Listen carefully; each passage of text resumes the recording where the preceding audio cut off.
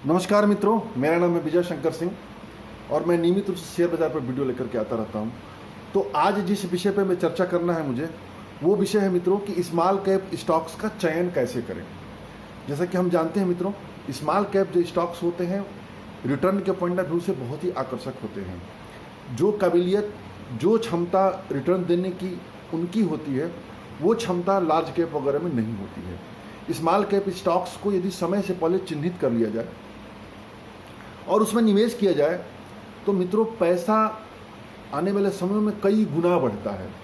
सामान्य तौर पे हम बात करें मित्रों, यदि हमारा चयन अच्छा होता है, यानी सिलेक्शन स्टॉक यदि सही है, तो स्मॉल कैप स्टॉक्स में 10 साल में जो रिटर्न आता है 10 ईयर में, मान लीजिए कि 20 से लेकर के 50 गुने टाइम्स इससे भी ज़्यादा बढ़ता है। लेकिन स्मॉल कैप स्टॉक को चयन कर पाना बड़ा ही कठिन काम होते हैं। यदि आप लार्ज कैप की बात करिए, लार्ज कैप मान लीजिए यदि आप स्टॉक चुनते हैं तो 10 यदि आप स्टॉक चुनते हैं तो 10 में से मान के चलिए कि जो 8 स्टॉक होते हैं ना, वो आपको सालाना जो होता है 20 से लेकर के 30% के CAGR की दर से बढ़ता है। सामान्यतया ये 8 जो शेयर्स होते हैं 10 सालों में 5 से 6 गुना आपके वेल्थ को क्रिएट कर देते हैं। यानी यहाँ पर जो होता है सफलता का दर लार्ज कैप में अधिक होता है, सफलता का दर अधिक होता है, रिटर्न आपका इस अनुसार होता है। स्मॉल कैप कैटेगरी में क्या होता है मित्रों, यदि आप स्मॉल कैप कैटेगरी का शेयर चुनते हैं तो स्मॉल कैप में मान लीजिए आप 20 यदि शेयर चुनते हैं, 20 शेयर, बल्कि 20 से भी अधिक शेयर की बात करिए, तो इसमें से 2 या 3 ऐसे शेयर आएंगे जो 10 सालों में 50 से 60 गुना तक का वेल्थ क्रिएट करेंगे, 50 से 60 गुना का। बाकी जो होगा आपको नेगेटिव रिटर्न देगा, या नेगेटिव रिटर्न नहीं देगा तो एकदम सामान्य रिटर्न देगा। स्मॉल कैप स्टॉक्स बहुत ही सावधानी पूर्वक काम करने लायक होता है। इसके चयन में बहुत सावधानी रखनी पड़ती है। इनके आंकड़े बहुत कम उपलब्ध होते हैं, इनके मैनेजमेंट के बारे में जानकारी कम होती है, तो बहुत सारे जोखिम जुड़े होते हैं स्मॉल कैप स्टॉक्स को। तो मैं कुछ ऐसे क्राइटेरिया की यहाँ पर चर्चा करना चाहता हूँ मित्रों कि स्मॉल कैप स्टॉक्स को चुनने से पहले, निवेश करने से पहले हम किस किस पॉइंट का ध्यान दे रहे हैं। यदि हम इस पॉइंट का ध्यान देना शुरू कर देते हैं तो यकीन मानिए मित्रों, हम गलत स्टॉक का चयन नहीं करेंगे। हमारे पोर्टफोलियो में संभावना यह रहेगी कि हमारे अच्छे शेयर्स होंगे जो अच्छे रिटर्न भी देंगे। तो पहला चीज इसमें यह है कि स्मॉल कैप स्टॉक्स में पोर्टफोलियो का एक छोटा हिस्सा भी रखना चाहिए। ये नहीं कि 100% पोर्टफोलियो का स्टॉक जो स्मॉल कैप रखिए। जो बड़े निवेशक होते हैं वो करते हैं, हमारे आप जैसे रिटेल इन्वेस्टर के लिए वो नहीं है। तो ये मान के चलिए कि पोर्टफोलियो का 30 से 40% हिस्सा, या बल्कि उससे भी कम 25% हिस्सा ले लीजिए, आप स्मॉल कैप को रखिए, बाकी लार्ज या मिड कैप को रखिए। लेकिन 25% भी यदि हम स्मॉल कैप को देते हैं हिस्सा और उसमें भी यदि अच्छे शेयर चुन लेते हैं तो नो डाउट हमारा रिटर्न बहुत ही बेहतरीन मिलेगा। तो हम बात करते हैं क्या क्या हम ध्यान देवें स्मॉल कैप स्टॉक्स को चुनने से पहले। बहुत ध्यान देना, पूरा वीडियो देखिएगा मित्रों। पूरा वीडियो देखेंगे तो निस्संदेह आपको लाभ होगा और आप जो भी निवेश की काबिलियत होती है उस काबिलियत को आप बढ़ा सकते हैं। पहला जो हमको ध्यान देना है मित्रों स्मॉल कैप कैटेगरी का, उस कंपनी का बिजनेस।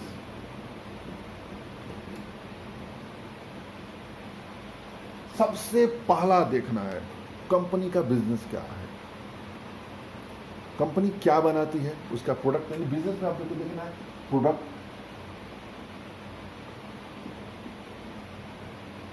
प्रोडक्ट की डिमांड है कि नहीं है अभी मार्केट में, और आने वाले समयों में इसकी प्रोडक्ट की डिमांड रह सकती है कि नहीं रह सकती है। इसको दोनों देखना है, प्रोडक्ट, इसकी डिमांड, और आने वाले फ्यूचर में इसकी डिमांड कैसी रहेगी। ये 3 चीजें देखना है। यदि लगता है कि ये प्रोडक्ट लंबे समय तक सरवाइव करेगा, लोगों के यूज में आएगा, लोग इसको यूज करेंगे, इसकी डिमांड बढ़ेगी, तो फिर आप इस कंपनी को आगे आप बढ़ने की कोशिश करिए। तो पहले प्रोडक्ट जरूर देखिए, प्रोडक्ट क्या बनाती है। ऐसे किसी कंपनी में प्रवेश मत करिए जिसके बारे में नॉलेज ही नहीं हो कि वो प्रोडक्ट क्या बनाती है, क्या सर्विस देती है। कभी ध्यान देने की जरूरत नहीं है।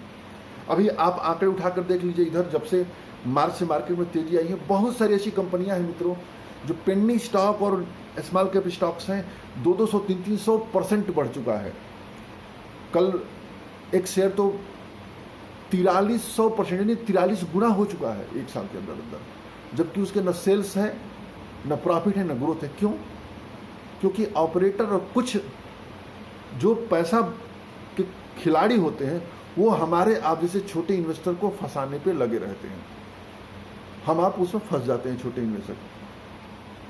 तो बहुत ज़्यादा ध्यान देने की जरूरत है। बिजनेस जरूर देखिए, पहला काम बिजनेस क्या करती है, कैसा प्रोडक्ट है, प्रोडक्ट मार्केट में कैसे है, अन्य कंपनियों उसी जैसे समानार्थी नहीं सर, उसी तरह के अन्य प्रोडक्ट कौन सी कंपनियों के हैं। जैसे फॉर एग्जांपल के तौर पर बात करें हम जैसे कृति न्यूट्रिएंट की बात करें तो कृति न्यूट्रिएंट्स क्या बनाती है, सोयाबीन से रिलेटेड प्रोडक्ट बनाती है। या तो अब हमें ये देखना है कि उससे संबंधित अन्य प्रोडक्ट और कौन कौन सी कंपनियां बनाती हैं, उन कंपनियों की क्या स्थिति है, क्या वो कंपनियां बहुत बड़ी हैं। और देखिए कि लार्ज कैप में, मिड कैप में जो सबसे शीर्ष की कंपनी है और हमारे जो कंपनी, उसके बीच में डिफरेंस कितना है, क्या अंतर है, इन सब चीज़ों का मूल्यांकन करेंगे। ये मूल्यांकन एक दिन में संभव नहीं है मित्रों, और सिर्फ इस वीडियो से भी संभव नहीं है। जैसे जैसे आप इसका अध्ययन करते जाएंगे वैसे वैसे विश्लेषण और बढ़िया से करेंगे, और विश्लेषण करेंगे, जिस दिन विश्लेषण करना शुरू कर देंगे मित्रों, अपने आप हम भीड़ से अलग हो जाएंगे। तो पहला काम है प्रोडक्ट कंपनी के बारे में। दूसरा, उसके बाद हमें देखना है कंपनी का पी रेशियो। पी रेशियो पहले जान लेते, पी रेशियो क्या होता है। पी रेशियो मतलब प्राइस अर्निंग रेशियो। पी का सीधा सा आशय होता है कि हम उसमें जितना पैसा लगाते हैं उसका एक साल के अंदर हमको 1 रुपया उसमें मिलता है। यानी यदि किसी स्टॉक का पी 20 रुपया है और किसी का 40 रुपये पी है, तो इसका मतलब है कि यदि 20 रुपये हम लगाते हैं तो हमको एक साल में 1 रुपया मिलता है। यहाँ 40 रुपये लगाते हैं तो हमको 1 रुपया मिलता है, अर्थात 20 रुपया वाला सस्ता है। तो जितना कम पी होता है उतना ही शेयर अच्छा माना जाता है। तो पी इसको देखिए 10 से कम हो, बिलो 10 स्मॉल कैप स्टॉक्स की पहली शर्त 10 से कम पी होना चाहिए, जो भी स्मॉल कैप हम स्टॉक्स देख रहे हैं। नंबर दूसरा, प्राइस टू बुक वैल्यू यानी P by B. Price to book value, P by B, किसी भी कंपनी के वैल्यूएशन निकालने के लिए बहुत ही इंपॉर्टेंट फैक्टर होता है P by B. P by B, पहले बुक वैल्यू को समझते हैं। बुक वैल्यू का मतलब होता है कि किसी कंपनी के यदि सारे एसेट, सारी संपत्ति बेच दिया जाए तो एक शेयर धारक को कितना पैसा मिलेगा, वो होता है बुक वैल्यू। और करंट मार्केट प्राइस, जिस करंट मार्केट प्राइस जो शेयर की कीमत चल रहा है वो है पी। तो पी बाई बी जितना कम होता है ये माना जाता है कि शेयर जो है अपने क्या कहें बुक वैल्यू के बिल्कुल पास है, वो सस्ता मिल रहा है। तो प्रयास ये करें कि जो प्राइस और बुक वैल्यू हो जितना कम से कम हो उतना ही हो। यदि आप इसको 2 से लेकर के 3 के बीच में, क्योंकि 2 से 3 से कम यदि आप लेते हैं, 2 से कम लीजिए, 3 से कम लीजिए, तो बहुत ही अच्छे स्तर पे आप लेते हैं। आप एक सामान्य नजरिया अपना सकते हैं कि ये जो price of the book value है और पी है, दोनों का मल्टीप्लिकेशन करिए, यानी कि 10 × 2, इसको देखिए ये कितना आता है। ये प्रयास ये करिए कि 22 या 22-23 के आसपास आवे, 22 से कम या इसी के आसपास हो, 20 के आसपास हो। तो यदि ये दोनों कैलकुलेशन 21-22 के आसपास है तो ये माना जाता है कि शेयर जो है अच्छी कीमत पर उपलब्ध है। इसका आंकड़ा मित्रों मार्केट के कई दिग्गज निवेशक जो बड़े बड़े महागुरु है जो अपनी पुस्तकें लिखे हुए, उन पुस्तकों में इसका ये लोग जिक्र करते हैं कि price to book value into P का जो मल्टीप्लिकेशन हो वो 20 से लेकर के 22, 23, 25 के आसपास हो तो कंपनी फेयर वैल्यू के रूप में मानी जाती है। तो ये हो गया।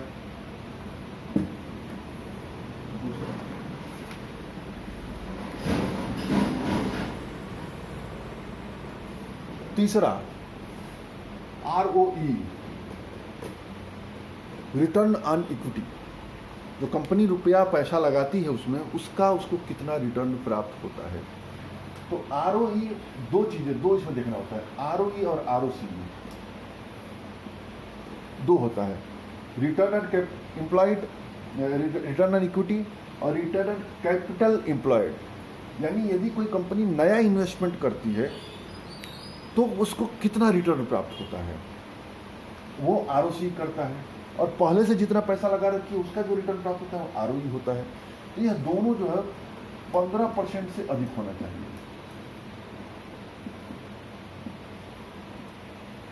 %15 से अधिक, इससे कम पे कोई सौदा नहीं, कोई समझौता नहीं। ROCE ROE 15% से अधिक। चौथा, डेब्ट इक्विटी रेशियो।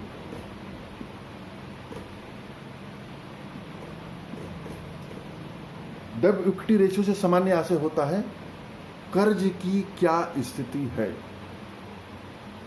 कर्ज कंपनी के क्षमता के अनुसार दिया जाता है। तो डेब्ट इक्विटी रेशियो बताता है कि उसकी क्षमता का कितना कर्ज है। प्रयास यह करिए कि 0.5% से कम हो।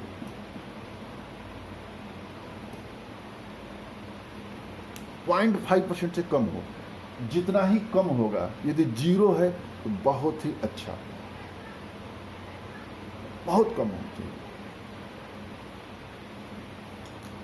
डेब्ट इक्विटी रेशियो, डेब्ट इक्विटी रेशियो में और भी कई चीजें होता है, लेकिन फिलहाल हम इसी को देखते हैं। पांचवा एक और इंपॉर्टेंट फैक्टर है प्रमोटर होल्डिंग।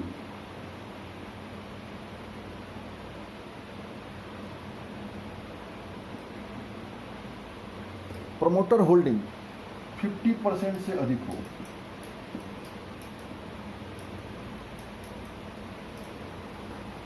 प्रमोटर यानी जो कंपनी को प्रमोट कर रहे हैं, जो कंपनी के मालिक की तरह से कहा जाए, तो उनकी जो हिस्सेदारी हो, जो शेयरों की मात्रा हो, 50% से अधिक हो। और इसके साथ साथ प्रमोटर होल्डिंग के साथ साथ दो तीन चीज़ें और देखना चाहिए। इसके शेयर प्लेज तो नहीं है।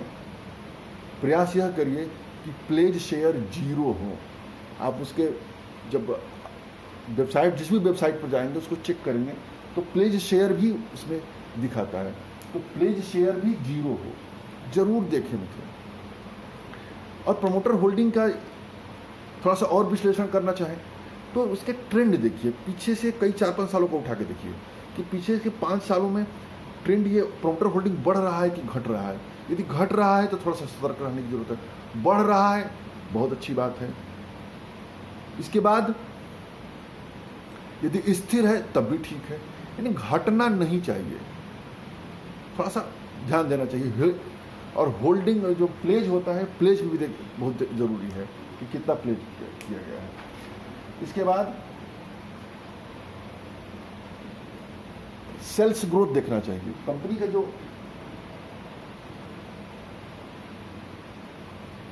सेल्स ग्रोथ यानी कि जो कंपनी का जो भी प्रोडक्ट है, जो सर्विसेज है, वो किस दर से बढ़ रहा है डिमांड उसकी।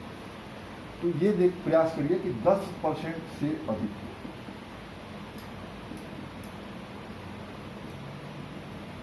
10% से अधिक हो सेल्स ग्रोथ। पिछले 5 सालों में, 3 सालों में, 10 सालों में सभी का आंकड़ा उठा कर रखिए, उससे अधिक। इसके बाद 7वां नंबर देखिए।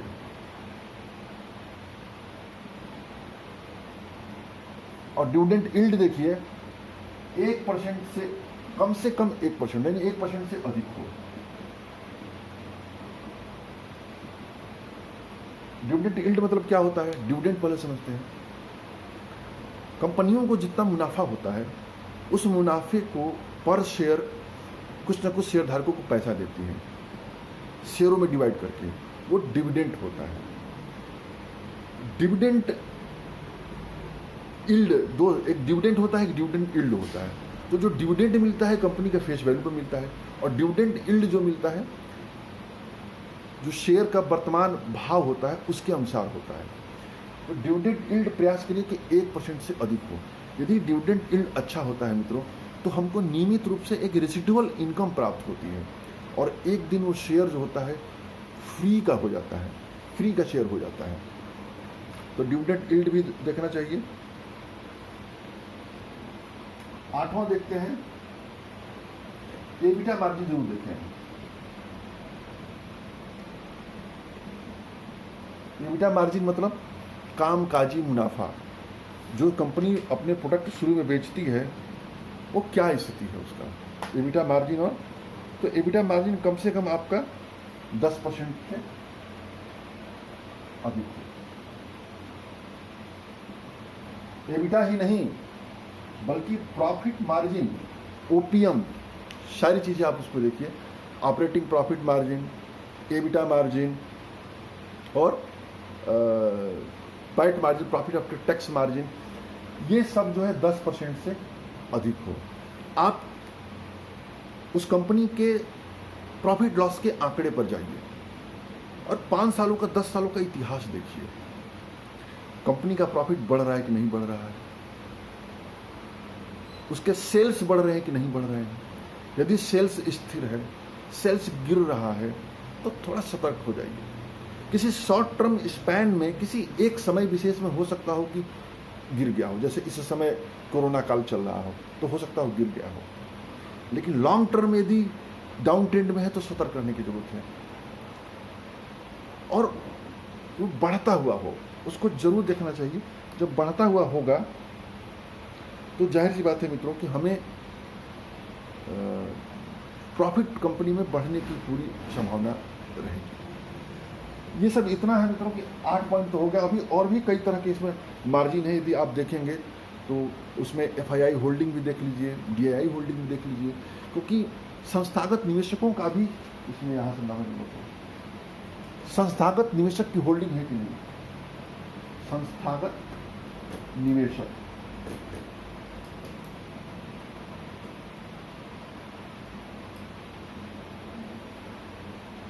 संस्थागत बोले तो म्यूचुअल फंड, एफआईआई, डीआईआई, ये सब, कि इनकी भी हिस्सेदारी उस कंपनी में है तो और अच्छी बात है। उसका भी मानक जरूर देखना चाहिए, क्योंकि ये जो इन्वेस्टमेंट करते हैं उसी कंपनियों में इन्वेस्टमेंट करते हैं जिन कंपनियों का फंडामेंटल बहुत ही स्ट्रांग होता है, तो उसको जरूर देखना चाहिए। और इसके बाद 10वां जो हम बात करेंगे मित्रों, इसको हम अंतिम पॉइंट कहेंगे 10वां, बल्कि पॉइंट तो ढेर सारा है। जो प्रथम दृष्टिया मुझको दिखता है सामने, हम उसकी बात करते हैं। तो उसका पीछे का रिटर्न जरूर देखा करिए। पीछे के रिटर्न, उसको 1 ईयर का, 2 ईयर का, 3 ईयर का, 4 ईयर का और 5 ईयर का। एटलीस्ट 5 ईयर्स में जो इसका आंकड़ा हो वो पॉजिटिव रिटर्न हो। कम से कम जो एफडी का रिटर्न होता है, यदि हम एफडी का रिटर्न नॉर्मल 8% लेके चलते हैं तो 8 और इंटू 5, इन 5 साल में एफडी का रिटर्न तो ये 40% होता है। तो वो जो शेयर हो स्मॉल कैप स्टॉक्स वाला, कम से कम 5 साल में 40% से लेकर के 50% के ऊपर रिटर्न तो देना ही चाहिए। यदि ये सारे आंकड़े निगेटिव में हैं तो हमें सतर्क रहने की जरूरत है, थोड़ा सा ध्यान देने की जरूरत है। बस ये इतना क्राइटेरिया है मेरी नज़र में, प्रथम दृष्टिया ये है। और यदि डीप में अध्ययन किया जाए तो उसमें उस शेयर की लिक्विडिटी भी देखना चाहिए। लिक्विडिटी मतलब उसका पर डे कितना शेयर ट्रेड होता है, वॉल्यूम कितना होता है। मैनेजमेंट भी विश्लेषण करना चाहिए कि मैनेजमेंट उस कंपनी का कब से है, क्या करता है, किस तरह का मैनेजमेंट है, उस मैनेजमेंट पे कोई इश्यू तो नहीं है। क्योंकि मित्रों अंततः जो पैसा बनता है वो मैनेजमेंट में ही पैसा बनता है। मैनेजमेंट यदि एग्रेसिव होता है, मैनेजमेंट यदि विजनरी वाला होता है, उस बिजनेस को बहुत आगे लेके जाता है। तो सबसे ज़्यादा जो फोकस होना चाहिए इन सब कारकों के बाद हमें मैनेजमेंट पे रखना चाहिए। मैनेजमेंट का विश्लेषण जरूर करना चाहिए, और मैनेजमेंट के विश्लेषण के लिए मैं अलग से कोई एक वीडियो बनाऊंगा। उसका जरूर जरूर देखना चाहिए मैनेजमेंट कि जो वो बातें कहता है उस बातों को खरा उतरता है कि नहीं उतरता है, सैलरी कितना लेता है, उसके शेयर की कहीं ऐसा तो नहीं कर्ज बहुत ज़्यादा ले रहा है, उसमें बहुत ज़्यादा फेरबदल तो नहीं हो रहा है, कई सारी चीज़ें हैं। उसकी अन्य पेरेंटल कंपनियां कौन कौन सी है, उसके ग्रुप की अन्य कंपनियों को भी देखना चाहिए, अन्य ग्रुप की कंपनियों में क्या हलचल हो रहा है, ये बहुत सारी चीज़ें होती है। जैसे जैसे इसमें समय देंगे, जैसे जैसे इसको मार्केट को समझने की कोशिश करेंगे, वैसे वैसे ये समझ बढ़ती है, वैसे वैसे आपको एक्सपर्टीज मिलती है और आप अच्छे निवेशक बनते हैं। और अच्छे निवेशक बनना मित्रों बहुत बड़ा कोई रॉकेट साइंस नहीं है, बहुत आसान है। उसको नियमित प्रैक्टिस से आएगा, प्रयास से आएगा, सीखने से आएगा। तो सीखने का एक छोटा सा मैंने वीडियो बना के दिया, हालांकि वीडियो तो 20 मिनट का हो गया। तो कोई प्रश्न हो, कोई क्वेरी है तो ज़रूर पूछिए। जय हिंद, जय भारत।